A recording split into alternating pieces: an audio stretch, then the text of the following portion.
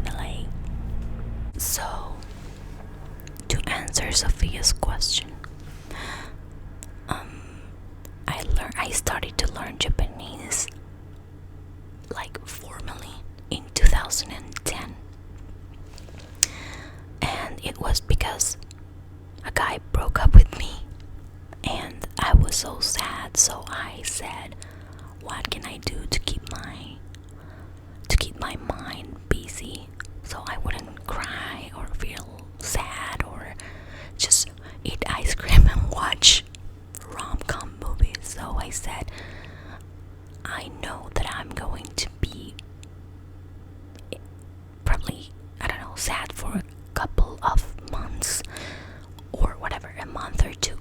So how can I use my time wisely, So I was watching the Karate Kid movie, but it was actually Kung Fu because it's the one with Will Smith's son.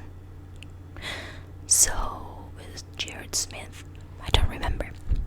And I was fascinated about the fact that he had to travel to Asia and he didn't even know the language. And I don't know, I've always liked those type of movies in which they move or there's a big struggle and language is an obstacle. So I just said, okay.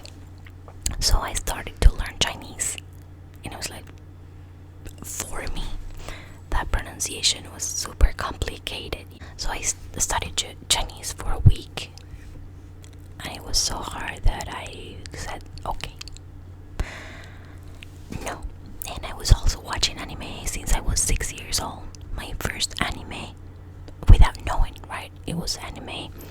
It was Heidi, the girl from the Alps, and I just loved it. I loved it so much. The drawings, of course, it was in Spanish. The voiceover, right, was in Spanish. But I loved the backgrounds, the drawings, the art, everything. So after that, I've been watching anime here and there, and then my sister was a big fan of anime, so I started to learn the ending songs or the opening songs in Japanese, but phonetically, right? Like I didn't even know what they were saying. But then with my sister, we would pretend that we spoke Japanese, and we would tell people, yeah, we speak Japanese, and then we were just singing the lyrics that we didn't even know what it was. Anyway, so I studied Chinese, and then it was hard, and I said, like, wait, what? Why wouldn't I study Japanese, which is something I love? I love anime. So I started, and since my first language is Spanish, it was so much easier for me, like pronunciation wise. It was very easy for me. I mean, pronunciation wise, not the other things. And I was still sad because of this guy, and after having studied for 2 or 3 weeks with my Nintendo DS, I bought I don't remember the name of the game, Japanese for Everybody. I don't know, it was a game. And I had a notebook, and I started to write everything in my notebook. And then I said, why don't I study in a place? There must be a place where they teach. So I went to Berlitz. They didn't have it, even though Berlitz is Japanese. But I found out that at the University of Puerto Rico, Universidad de Puerto Rico, Recinto de Río Piedras, they were teaching it. So I just went there, like, hey, what's up? And I just told the teacher, can I sit here and listen to you? He was like, sure. I wasn't even a student there. She doesn't even go here. But I just sat down there, and I was writing everything. And of course, I knew that I couldn't raise my hand or participate in that way. So I was there just sitting. But then one day the teacher asked me something, and I started to raise my hand. And I think I was pretty good at it, and the teacher told me, like, your pronunciation is really good, and I was so excited, studied every day. And let me tell you something about that day. The day I went to class, I was driving there, and I was crying because of this guy that I had, broken up with me. So I was gonna go to university, but then I said like, no, you know what, I'm gonna go to my house and cry and stay there.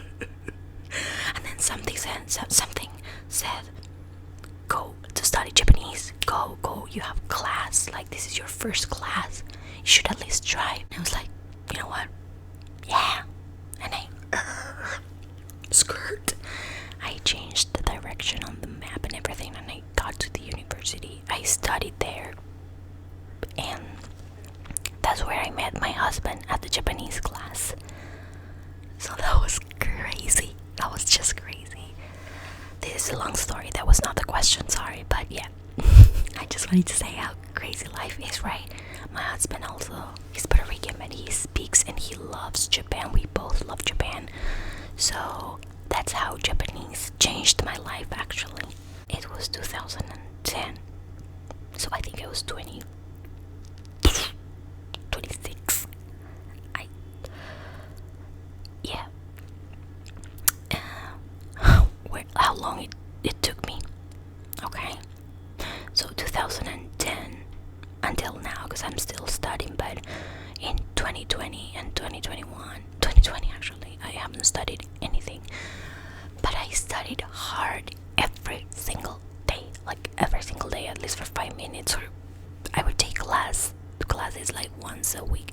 For 2 years I was taking classes every day at that university, and then I decided to take classes with a real Japanese person, Akemi sensei, who was giving the extracurricular classes, and I was with her for 2 years, I think. Yep. And after that, I told her, like, I want to take, is there any type of test like TOEFL or like the CAE or the first certificate, but in Japanese? So she was, in Puerto Rico there were no places to take the test, so you had to train and travel somewhere else, to New York or somewhere.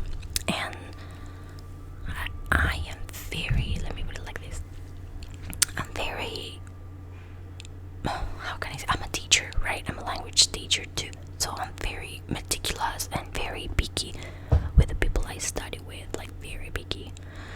I studied also with Aiko. She was my friend, she was Japanese, and I learned also a lot, but I felt that I wanted to prepare for the test, and that's another method of teaching and everything.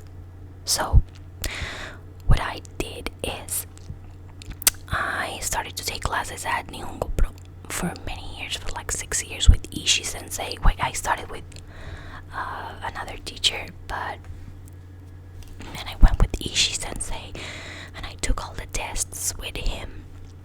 Not with him, right? He prepared me, and then I would travel to New York or LA. So that's what I did to take the tests. So it's hard. You have to do it every day, or at least like once a week, several hours, and practice. She says I'm super cohesive in the language now. I still feel like I talk like a child. I feel like that, and it's because I don't need the language, right? I live in the States, I was living in Puerto Rico, so whenever you don't need the language to communicate, it's just harder. So that's why I would watch anime all the time, dramas all the time, movies all the time. The only music I would listen to is Japanese, and I also have a Japanese music band. I had a Japanese music band for 10 years, so I would write the lyrics. I would be always involved in Japanese activities. I created the Japan Fest. I helped my teacher. We created the Nihon Matsuri 1 and 2. So I worked for Mitsubishi. I was trying to make my whole environment Japanese, so it would be easier for me.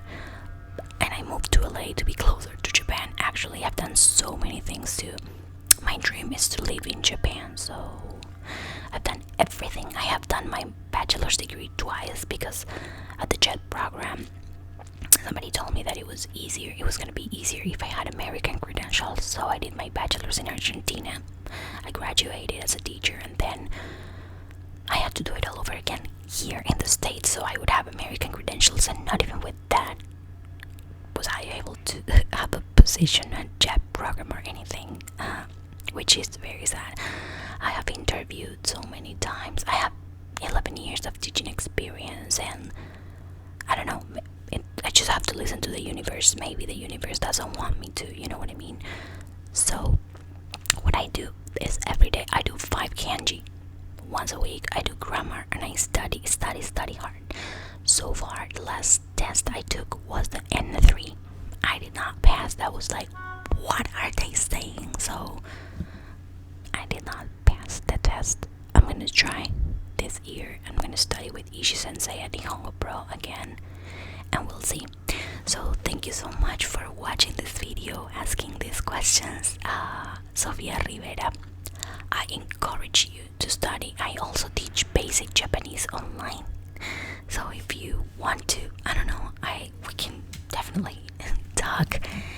But I definitely recommend Nihongo Pro or Ishi Sensei, who's awesome. He has helped me so much. Alright? Okay guys, thank you so much for listening to me. That was a long talking of Juno. Sorry, I talk a lot.